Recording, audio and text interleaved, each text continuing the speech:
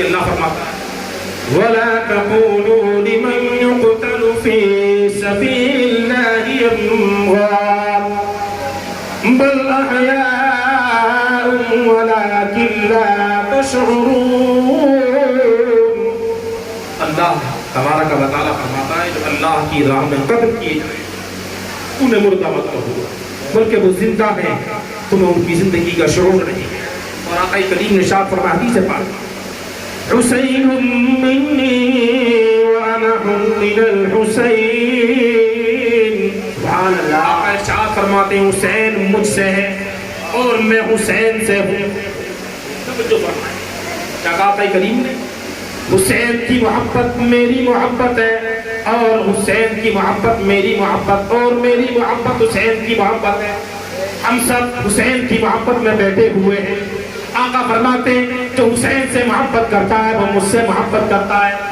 پتہ چلا ہم سب عاشق رسول بھی ہیں، عاشق حسین بھی ہیں، اور جو عاشق حسین ہوتا ہے عاشق رسول ہوتا ہے پروردگار عالم اس کے لیے جنت کے باغات عطا فرماتا ہے، جنت کے محلات عطا فرماتا ہے، جنت کی کیاریاں عطا فرماتا ہے۔ پروردگار عالم ان بندوں کے لیے آخرت میں جنت کے ایسے انعام عطا فرمائے گا۔ اب ارشاد فرماتا ہے اے میرے محبوب اپنی قوم سے بیان کر دو، اپنی قوم سے بتا دو کہ میرے بعد وہ حسین سے محبت کریں اور قرآن سے محبت کریں۔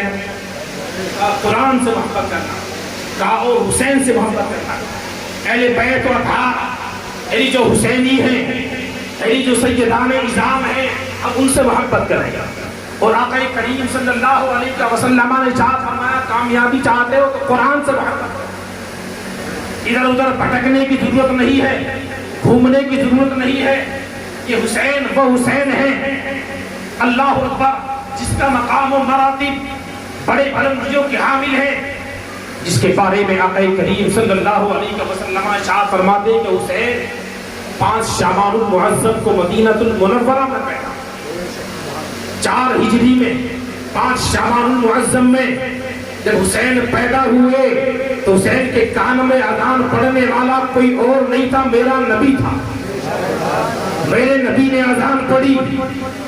آج اگر کسی کا بیٹا پیدا ہوتا ہے، بیٹی پیدا ہوتی ہے تو کبھی مؤذن صاحب آتے ہیں اذان دینے، کبھی مدرسے کا بچہ آتا ہے، کبھی عالم صاحب آتے ہیں، کبھی مفتی صاحب آتے ہیں، لیکن آپ اندازہ لگائیے جب حسین پیدا ہوئے مدینہ میں پیدا ہو رہے ہیں، شہر وہ شہر بھی وہ شہر ہے جس کے بارے میں قرآن میں میرے رب نے قسمیں کھائی ہے۔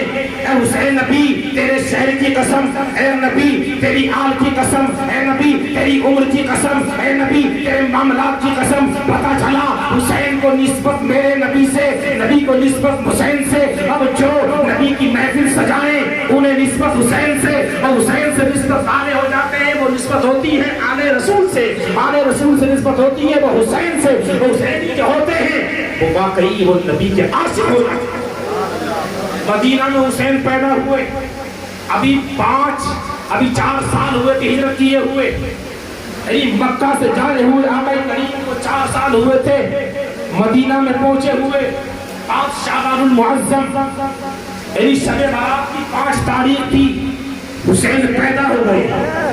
اللہ اکبر، اب تلاش سے جستجو ہے، حسین پیدا ہوئے، اب دیکھنا ہے۔ میرے نبی نے پہلے ہی کہا تھا اے فاطمہ حسین وہ ہے جو میرے دین کو بچائے گا، حسین وہ ہے جو میرے خاطر 75 زخم کھائے گا، حسین وہ ہے جو میرے خاطر اپنے سر کو جدا کرا دے گا، حسین وہ ہے جو قاسم کو بھی بھلا دے گا، حسین وہ ہے جو انہیں محمد کی قربانی بھی دے دے گا، حسین وہ ہے جو حضرت زینب کی قربانی بھی دے دے گا، حسین وہ ہے جو حضرت عائشہ کی قربانی بھی دے دے گا۔ حضرات محترم نبی پاک صلی اللہ علیہ وسلم نے مدینہ المنورہ میں خبریں دے رہے ہیں، نبی کربلا کی خبریں دے رہے ہیں، کوفہ کی، حضرات محترم خبریں دے رہے ہیں عراق کی۔ پتہ چلا نبی رازدار ہے، نبی علم غیب جاننے والے ہیں۔ نبی نے بتا دیا اے حسین اب تیرے کان میں اذان پڑھنے والا کوئی اور نہیں آئے گا، بلکہ نبیوں کا تاجدار آئے گا، نبیوں کا امام آئے گا، امام الانبیاء آئے گا، اللہ کا محبوب آئے گا، فاطمہ کا لخت جگر، فاطمہ کے لخت جگر کے کان میں اذان پڑھنے کے لیے آقا کریم آئیں گے۔ حضرات محترم، میرے نبی نے اذان پڑھی اور حسین کے کانوں میں اللہ اکبر، جب میرے نبی کا نام گونجا، رب کا نام گونجا، حسین نے جان لیا کہ سب سے بڑا رب ہے، سب سے بڑا رب ہے۔ اور کان میں اذان پڑھنے والے یہ حسین کے نانا ہے۔ حسین کے نانا نے کہا تھا اشہد انی محمد رسول اللہ، میں حسین، میں رسول ہوں، اللہ کا آخری نبی بن کر آیا ہوں۔ اور آپ کے محترم پتہ چلا اس کے کان میں نبی نے اذان پڑھی ہو۔ اب سنت یہ ہے کہ اذان بھی پڑھی جائے، اب اس کے کان، اس کے منہ میں، زبان میں، یہ نبی کا طریقہ ہے۔ کوئی اچھا عالم، بہترین عالم دین ہو تو وہ اس کے منہ میں کوئی میٹھی چیز چبا کر دے تاکہ اس کی شیریں سے اس کے اخلاق شیریں ہو جائیں، اخلاق پختہ ہو جائیں۔ یہاں تو کوئی عالم دین دیتا ہے ورنہ لوگوں کو معلوم بھی نہیں ہوتی، اگر معلوم ہوتا ہے تو کوئی عالم دین اس کا باپ دے دیتا ہے، اس کی زبان میں کوئی عالم دین سے اپنے منہ میں چبا کر کوئی میٹھی چیز، کبھی شہد لگا دیتے ہیں، بچہ پیدا ہوتا ہے، کبھی کھجور چبا دیتے ہیں، اللہ اکبر۔ لیکن وہاں کوئی دنیاوی انسان نہیں تھا، اور نبیوں کا سردار تھا، اللہ اکبر، جس کی زیارت کرنے کے لیے 70,000 فرشتے صبح آتے ہو، 70,000 فرشتے شام کو آتے ہو، جو اللہ اکبر بیت المقدس میں نبیوں کو نمازیں پڑھا رہا ہو، جو نبی گزر گئے ہو ان نبیوں کا بھی امام ہو۔ فاطمہ النبی جین نے اپنے منہ میں کھجور کو لیا، چبایا اور حضرت فاطمہ سے کہا اے فاطمہ، میرا بہت حق ہے اس حسین پر، حسین دین کو بچائے گا، یہ میری زبان سے لگے ہوئے چند قطرے، چند معاملات یہ حضور کے اس کے منہ میں دے دے۔ آقا کریم نے اپنی زبان کو بھی نبی حسین کی زبان میں دیا، حسین کے منہ میں دے دیا۔ پتا چلا حسین کا منہ وہ منہ ہے جس پر میرے نبی نے اپنا دہن رکھا ہو، اپنی زبان رکھی ہو، اس کو میرے نبی نے دیکھا ہو۔ پتا چلا حسین کی زبان ایسے کلمات نہیں نکال سکتی جو شریعت کے خلاف ہو، اس لیے کہ نبی کی زبان جس زبان سے لگ جائے وہ زبان زبانوں میں اعلیٰ ہو جاتی ہے، وہ ذات ذاتوں میں اعلیٰ ہو جاتی ہے۔ آقا کریم نے کہا تھا اے فاطمہ، اب اس کا مقام وہ ہو جائے گا کہ یہ شہیدوں کا سردار ہو جائے گا، امام، میں امام الانبیاء ہوں، یہ امام الشہداء ہو جائے گا۔ اللہ اکبر۔ آقا کریم بشارت دے رہے ہیں، مدینہ میں بیٹھے ہیں، کربلا کے واقعات بتا رہے ہیں، لیکن فاطمہ الزہرا نے کبھی اعتراض نہیں کیا، وہ جانتی تھی یہ نبی راز کی باتیں جانتے ہیں، یہ نبی جنت کی باتیں بھی جانتے ہیں، یہ نبی وہ ہے کہتے تو زمین پر ہیں لیکن پل جھپکنے میں آسمانوں کی باتیں جان لیتے ہیں، پل جھپکنے میں پرندیوں کی باتیں جان لیتے ہیں، پل جھپکنے میں عرش اعظم کی باتیں جان لیتے ہیں۔ اللہ اکبر۔ پتہ چلا حسین کے کانوں میں اذان میرے نبی نے پڑھی، اب مقام تو خود ہی اعلیٰ ہوگا، بچپن سے اعلیٰ، بچپن اعلیٰ، جوانی اعلیٰ، بڑھاپا اور اعلیٰ ہو گیا۔ جب حسین نے اپنی جان اللہ کی راہ میں اب قربان کر دی، لوگوں کو بتا دیا اے لوگوں کہ حسین وہ ہے جس کی تربیت فاطمہ کے جگر سے ہوئی ہے، حضرت علی کے خون سے ہوئی ہے، حضرت علی کے لعاب دہن سے ہوئی ہے، حسین سب کچھ تو دے سکتا ہے لیکن نبی کا دیا ہوا کردار نہیں کھو سکتا، نبی کی دی ہوئی ترتیب نہیں دے سکتا۔ جب بچوں کی تربیت جب نیک مائیں کرتی ہیں تو بچے نیک بن جاتے ہیں، اور حسین کی تربیت میرے نبی نے کی، میرے علی نے کی، حضرت فاطمہ الزہرا رضی اللہ تعالی عنہا نے کی۔ حضرات محترم، حسین بڑے ہوتے چلے گئے، اللہ اکبر۔ مدینہ منورہ کے علاقے میں آتا ہے، تاریخ گواہ ہے کہ حسین نے اب لوگوں کی خدمتیں کرنی شروع کر دی، اور حضرت امام جلال الدین رومی رحمۃ اللہ تعالیٰ علیہ فرماتے ہیں کہ میں نے اللہ کے قریب ہونے کے بہت سے راستے دیکھے، بے شمار راستے ہیں، لیکن ان سب میں بہتر راستہ یہ ہے کہ تم مخلوق کی خدمت کرو، لوگوں سے اچھے اخلاق سے پیش آؤ، لوگوں کے سامنے عمدہ کلام کرو، لوگوں سے محبت سے پیش آؤ۔ اگر تم لوگوں سے محبت سے پیش آتے ہو، پڑوسیوں سے محبت سے پیش آتے ہو، حضرت جلال الدین رومی فرماتے ہیں اب تم چند لمحوں میں، چند دنوں میں رب کے قریب ہو جاؤ گے۔ اس لیے رب فرماتا ہے بندے تو میرے بندوں کے قریب ہو جا، میں تجھے اپنے قریب کر لوں گا۔ یہ بندہ رب کے بندوں کو محبوب بنا لیتا ہے، رب کے بندوں سے محبت کرتا ہے، عنایت کرتا ہے، رب کے بندوں کے حقوق جان لیتا ہے، پڑوسیوں کو نہیں ستاتا ہے، اپنے رشتہ داروں کو نہیں ستاتا ہے، اپنے چھوٹوں کو نہیں ستاتا ہے۔ اللہ فرماتا ہے اے بندے تو نے اپنے قریبیوں کو جب تو نے اس طرح راضی کر لیا ہے، اس سے بندے راضی ہو جاتے ہیں تو اس سے میں راضی ہوں۔ حسین نے مدینہ کے تاریخ گواہ ہے ہزاروں لوگوں کے خرچے اپنی جیب خاص سے چلاتے تھے، اپنی جیب خاص سے۔ اب اس بات کا پتہ کب چلا؟ جب حسین کربلا میں شہید ہو گئے تب پتہ چلا۔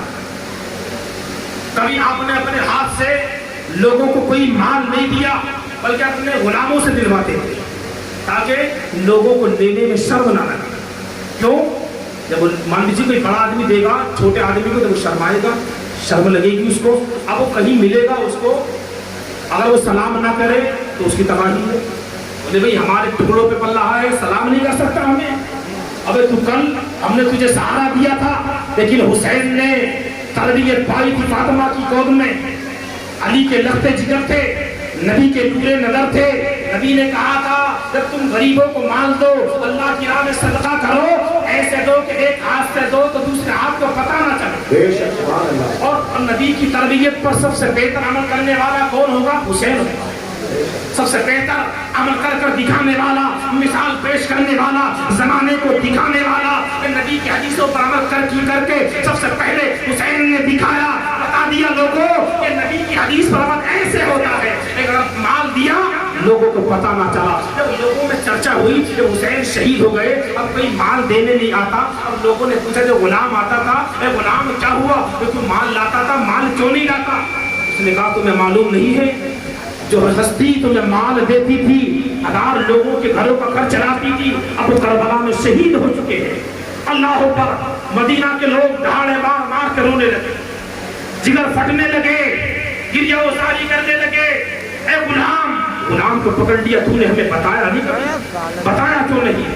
غلام نے کہا حسین نے مجھے قسم دے دی تھی، اے غلام میرا نام مت بتانا، ایسا نہ ہو لوگ میرے سامنے چلے تو شرم آ جائے، ایسا نہ ہو میرے نامہ کی سنت پر عمل نہ ہو پائے، کل قیامت کے دن میری گرفت نہ ہو جائے، میں پکڑا نہ جاؤں، ایسا نہ ہو کہیں پورے مدینہ میں چرچا نہ ہو جائے حسین لوگوں کو خبر چلاتے ہیں، میں شہرت نہیں چاہتا، میں اپنے رب کو راضی کرنا چاہتا ہوں۔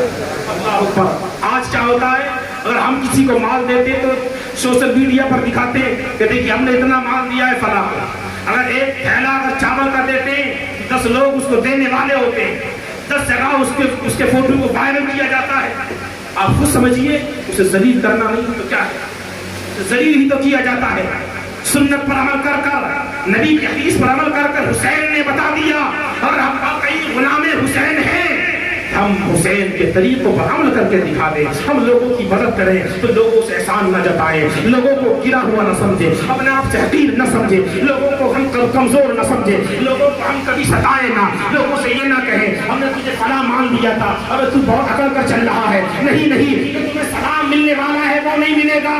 حسین نے مدینہ منورہ کے ان گلیچوں میں بتا دیا تھا حسین وہ ہے کہ اپنی جیب خاص سے ہزاروں لوگوں کو خرچ چلا سکتا ہے، لیکن کبھی چرچا نہیں چاہتا، کبھی شہرت نہیں چاہتا، لوگوں میں معاملات نہیں چاہتا۔ لیکن حسین کے ماننے والوں نے غلام سے کہا تھا اے غلام اگر تو پہلے بتاتا تھا ہمیں، ہم تو حسین کو جانتے تھے، ہم حسین کے قدموں کی دھول بن جاتے، ہم حسین کے قدموں کو چوم لیتے، ہم حسین کے فرمان کو اپنے سر پر رکھ لیتے، حسین کی نالیاں بیگ کو اپنے ہم قدم اپنے سر پر اٹھا لیتے۔ اللہ اکبر۔ غلام نے کہا تھا حسین یہ تو نہیں چاہتے تھے، حسین چاہتے تھے مجھ سے میرا خدا راضی ہو جائے، میرا نبی راضی ہو جائے۔ نعرہ تکبیر، نعرہ رسالت، علماء اہل سنت، ذکر شہید اعظم کانفرنس، سبحان اللہ سبحان اللہ۔ اور حسین سے خدا بھی راضی ہو گیا اور نبی بھی راضی ہو گیا، اس لیے کہ رب نے فرما دیا رضی اللہ عنہم ورضوا عنہ ذالک لمن خشی ربہ، وہ اللہ ان سے راضی ہے، وہ اللہ سے راضی ہے۔ کون؟ جن کے دل میں اللہ کا خوف موجود ہے۔ حسین سے زیادہ کس کے دل میں خوف ہوگا؟ حسین سے زیادہ رب سے کون ڈرتا ہوگا؟ لیکن اللہ سے ڈرنا کہ بندے کو مقام پر پہنچا دیتا ہے۔ آپ نے واقعات سنے ہوں گے، قوم عاد کا واقعہ، قوم ہود کا واقعہ، قوم نوح کا واقعہ، قوم عیسیٰ کا واقعہ، قوم موسیٰ کا واقعہ۔ سمجھیں جتنی قوموں میں تباہی آئی وہ نماز چھوڑنے کی وجہ نہیں تھی، جب انہوں نے آپس میں دوسرے کو ستایا رب نے ان پر اپنے عذاب بھیج دیا۔ ایک تو ہے حقوق العباد اور ایک ہوتا ہے حقوق اللہ۔ اللہ کا حق کیا ہوتا ہے؟ نمازیں پڑھنا، نمازیں پڑھنی چاہیے، فرض ہے۔ حج کرنا یہ اللہ کا حق ہے، اللہ نے ہم پر یہ فرض کر دیا ہے کہ یہ ہم ادا کریں۔ ایک ہوتا ہے حقوق العباد، بندوں کا حق ہوتا ہے، چھوٹے بھائیوں کا حق بڑوں پر ہے، بڑوں کا چھوٹوں پر ہے، ایک پڑوسی کا حق پڑوسی پر ہے۔ اگر کوئی کسی پر ظلم کرتا ہے تو اس ظلم کرنے کی وجہ سے قوم عاد میں تباہی آئی تھی، قوم ہود میں تباہی آئی تھی، قوم موسیٰ میں تباہی آئی تھی، قوم عیسیٰ میں تباہی آئی تھی، قوم نوح میں تباہی آئی تھی۔ کیوں؟ جب انہوں نے آپس میں لوگوں کو ستانا شروع کر دیا، آپس میں ایک دوسرے کو قتل عام شروع کر دیا، آپس میں ایک دوسرے کے حق مارنا شروع کر دیے، کمزوروں کو ستانا شروع کر دیا، کمزوروں کو مارا گیا، کمزوروں کو زمینیں چھینی گئی، کمزوروں کے مال چھینے گئے، کمزوروں کو غلام بنایا گیا۔ اللہ پر قرآن گواہ ہے، 19 پارے میں 20 پارے میں مختلف پاروں میں یہ قرآن میں رب نے ان امتوں کے واقعات بیان کر دیے ہیں کہ ہم نے ان کو اپنے حقوق ادا نہ کرنے کی وجہ سے عذاب نہیں دیا، ہم نے عذاب تب دیا جب لوگوں نے لوگوں کو ستایا، آپس میں ستانے لگے، آپس میں حق مارنے لگے، آپس میں بدبختیاں کرنے لگے، ایک پڑوسی پڑوسی کو ستاتا تھا، اللہ پر تو عذاب آنے لگا، اللہ پر جب ایک بیٹا اپنی ماں کو ستاتا ہے عذاب آ جاتا ہے، اللہ پر اب چاہیے ہم حضرت امام حسین کے نقش قدم پر چلے، اپنے نبی کے نقش قدم پر چلے۔ حسین نے لوگوں کو یہی پیغام دیا تھا کہ اگر تمہارے سامنے کوئی بڑا ہو، بوڑھا ہو، عزت کرو، وقار کرو، چھوٹا ہو تو اس پر شفقت کرو، محبت سے بولو۔ امام جلال الدین رومی رحمۃ اللہ تعالیٰ علیہ فرماتے ہیں اگر تم بلندیاں چاہتے ہو، مقام چاہتے ہو، اگر تم کچھ مراتب چاہتے ہو، اپنے دل سے نفرتوں کو نکال دو، پھر دیکھو چند سالوں میں تمہیں کچھ مراتب اور منصب مل جائے گا۔ میں اپنے دل سے نفرتوں کی آگ کو نکال کے پھینک، نفرتوں کی آگ جو جل رہی ہے سینے میں ہر انسان کو، ہر انسان کے لیے کہ مجھے اس نے یہ کیا ہے تو میں یہ کروں گا، اس کا مجھے بدلہ لینا ہے، اس نے یہ کیا ہے تو میں یہ کروں گا۔ حضرت امام جلال الدین رومی رحمۃ اللہ تعالیٰ علیہ فرماتے ہیں کہ یہ جلن و حسد کی آگ کو نکال کر پھینک دو، ختم کر دو۔ اگر بلندیاں چاہتے ہو چند سالوں میں، چند لمحوں میں تمہیں بلندیاں مل جائیں گی، مقام مل جائے گا، بلندیاں مل جائیں گی، مراتب حاصل ہو جائیں گے۔ اللہ اکبر۔ ایک صحابی رسول کو ایک ایسا مقام مل گیا، آقا کریم کی بارگاہ میں صحابہ نے پوچھا یا رسول اللہ انہیں مقام کیوں ملا؟ کہا اس لیے کہ اس کا سینہ حسد سے پاک ہے، اس کی سینے میں حسد نہیں ہے۔ حسد کیا ہے کہ فلاں کا جو مرتبہ ملا ہوا ہے، اس کو اتنی بڑی بلڈنگ ہے، اتنا بڑا مالدار ہے، یہ سب ختم ہو جائے اور میں اس سے زیادہ مالدار ہو جاؤں، یہ حسد ہوتا ہے۔ یہ ختم کر دو، سینے سے نکال کر پھینک دو، بلا ختم کر دی جائے، انشاءاللہ ہمیں مرتبے بھی مل جائیں گے، بلندیاں بھی مل جائیں گی، آپس میں اتفاق بھی ہو جائے گا، آپس میں بلندیاں بھی مل جائیں گی۔ کسی کو ستانا چھوڑ دو، اور کل تم کسی کو ستاتے ہو تو یا تمہیں وہی ستائے گا یا اللہ کی جانب سے کوئی نہ کوئی عذاب آ جائے گا، عذاب آئے گا۔ حسین نے یہی پیغام دیا تھا۔ اللہ پر جب حسین کے پاس بہت سارے خط آ گئے، تاریخ گواہ ہے اس بات کی، حسین سے پہلے حضرت علی کو کوفہ کے لوگ شہید کر چکے تھے۔